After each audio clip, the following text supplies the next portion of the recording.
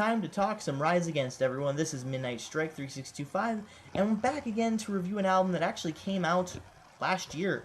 Like I said, last couple months, August through November, I believe I said, are going to be the months where, in addition to reviewing new albums, I'm going to be also reviewing some old ones as well as new video games and old video games. Not sure if I'm going to get the Phantom Pain yet, but we'll see. We'll see. More on that in a little bit. With Rise Against's new album, The Black Market, came out last year. It's got 12 songs on it, and I gotta say, very punk, very radio-oriented, and everything fits together and flows nicely into each other. As I said about albums such as Meteora, Operation Mindcrime, and Waking the Fallen, Avenged Sevenfold, Queenstrike, Linkin Park, and Avenged Sevenfold, respectively, they have the ability to flow into one another and sound like a seamless transition, especially in between songs, and it just really makes you want to listen to the album in its entirety.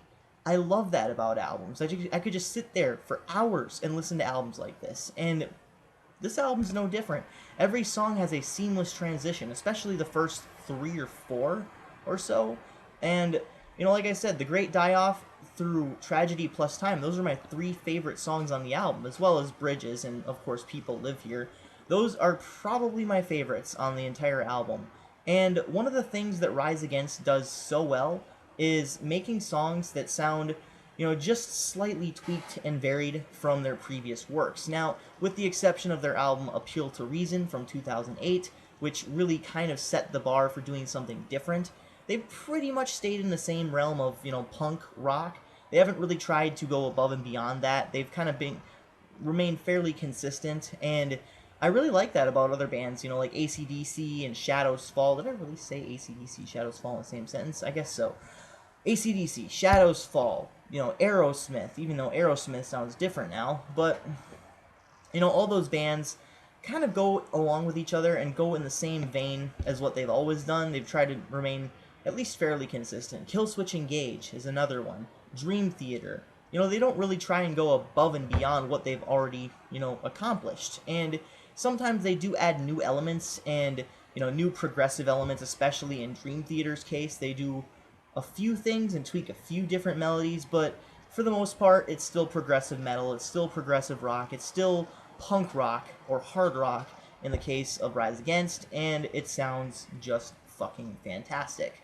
So, in this case, The Great Die-Off, I Don't Want to Be Here Anymore, and Tragedy+Time, like I said, are my favorite 3 songs on this album.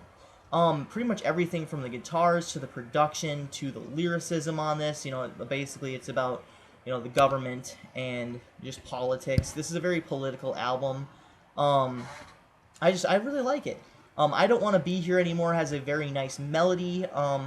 Tragedy+Time, kind of the same thing. The title track is also very good. The Eco-Terrorist in Me, shortest song on the album, has a very nice variation in the structure as well.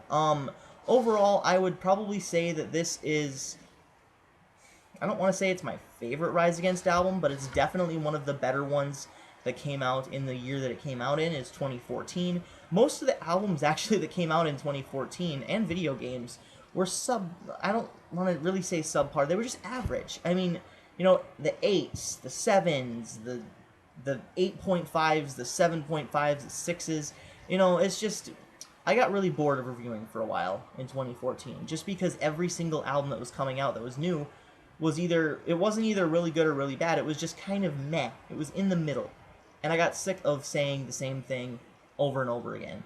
This album is different. This album is awesome. Just like with Inferno and with the Seether album, what was it called? I'm blanking on the name. Isolate and Medicate, that's what it was. With the Seether album, Isolate and Medicate, I think these are the 3 albums that really made 2014 stand out as a year for music, but everything else just kind of fell flat, in my opinion. There were a few good things sprinkled in there. I mean, I know I must have given a lot more positive reviews than I'm remembering, but overall, it's just, I don't really listen to that many songs from 2014. World on Fire was another one, but I'll get into that maybe in a few reviews. So overall, with The Black Market, it is a stellar punk rock album. It is a must check out, it is a must listen, and I would say it's probably one of Rise Against's masterpieces. I'm going to give this one a 9.8 out of 10. Absolutely love it. This is Midnight Strike 3625. Keep calm and rock on.